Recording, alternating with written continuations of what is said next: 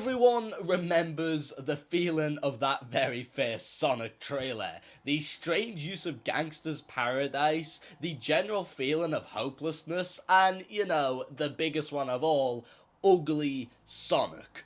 But everyone also remembers the feeling after actually seeing the movie and how much of a surprise it was. But there were a few steps that got us to that point.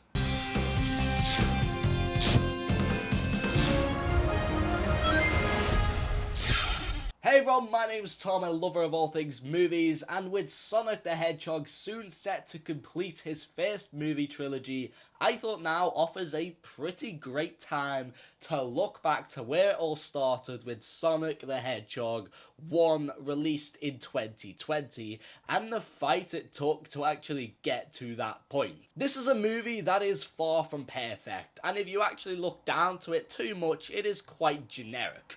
But in saying that, it's still a movie that actually exceeded a lot of people's expectations for it, and ultimately it offers quite a fun time with a lot actually going for it that they'd continue with in the franchise onwards and improve upon. The movie follows Sonic, who's taken refuge on Earth and is detected by the morally bankrupt and clinically insane Dr. Robotnik and the government when he accidentally wipes out part of the power in the USA. Sonic is voiced by Ben Schwartz, who brings such a childlike but bubbly and delightfully joyous personality to the role, delivering line after line in such a great and fun way. But to take things back to that original Sonic design for a moment, it was pretty universally hated because, I mean, just remember it. It's pretty staggering how it ever even made it past the green light in the concept art for this film.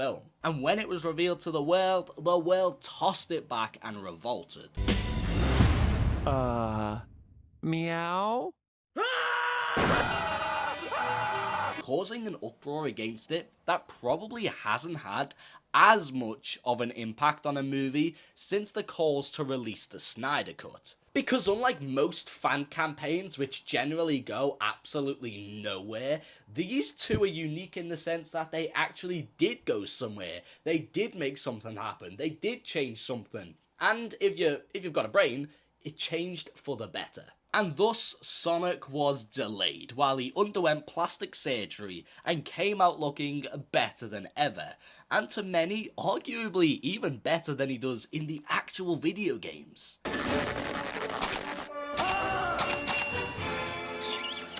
Voila!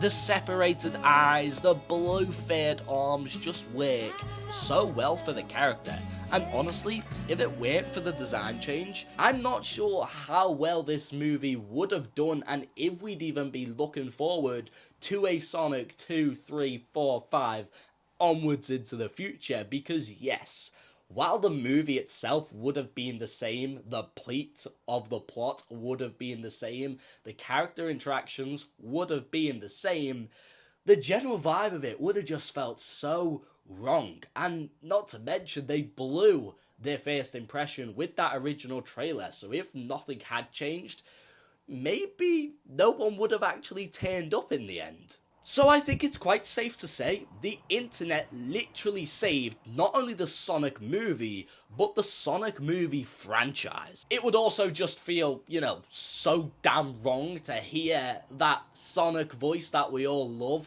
come out of that Sonic design that we all hate. We got a glimpse of it in the original trailer with the meow line, and well, it was pretty bad, wasn't it? Now, beyond the much greatly improved design and the bubbly and lovable personality of Sonic, another one of the movie's absolute strong points is his dynamics. How he acts, how he moves, what he does, what he says to others and with others around him is just so much fun to watch unfold.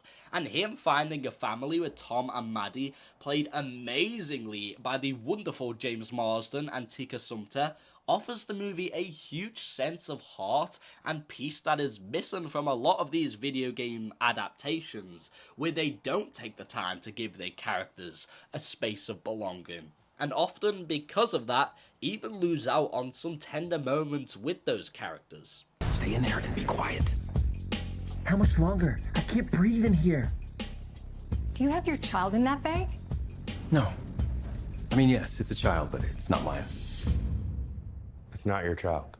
Smells like body spray in an old ham sandwich. Now, as for the other huge surprises in Sonic, we have Robotnik, played by Jim Carrey, coming back to a role he knows he can play and knows he can crush. Although Robotnik doesn't look like Dr. Eggman yet, we get to that, and he is quite cartoonish. The film knows that, and it fully embraces that execution of him, and it's surprisingly and amazingly all for the better. And it gives us some of the weirdest but most hilarious moments of the entire film.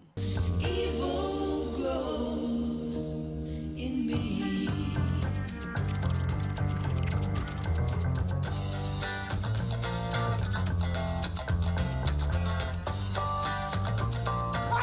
And of course, it goes without saying, because I think most of us already believe and know this, but Robotnik's ever so flourishing relationship with me, Jowdoob's Agent Stone is absolutely amazing and a bundle of chaos and joy. I just thought you might like a latte with steamed Austrian goat milk. What do I look like, an imbecile? Of course I want a latte. I love the way you make them! As a whole, Sonic may have been saved by the fans, but inherently, it bathes in its own will to be a genuinely good, fun family time. With whimsical performances, lovable characters, adorable moments, wicked action sequences that lightly bring the video games to life, and a fairly simplistic but serviceable story about an alien just wanting to belong and save his friends and family. It's able to just be a movie that you can watch time and time again and never really feel truly bored of. A lot of it, the whimsical performances, the characters, the tender moments, and the silliness, kind of remind me just a touch of the first Alvin and the Chipmunks movie, which I really do like, even for all its flaws, similar to Sonic, so I mean that in the best way possible. But for now, that is my general thoughts on the very first Sonic movie. It's not the world's most amazing creation, but what it is a fun, even though flawed movie, and a great family time watch. Of course, I'm assuming you've seen Sonic the Hedgehog, so what did you think of it? Do you like the brand new Sonic design? Did you like the ugly Sonic design? I don't think anyone's going to say yes to that, although if you do, I'd be very curious to know why. All of that will be great to hear, so be sure to jump down below, engage in the conversation, and let me know. But as always, thanks so much for checking out this video. It's been great, and I'll hopefully see you in my next one. Take it easy, guys. Bye.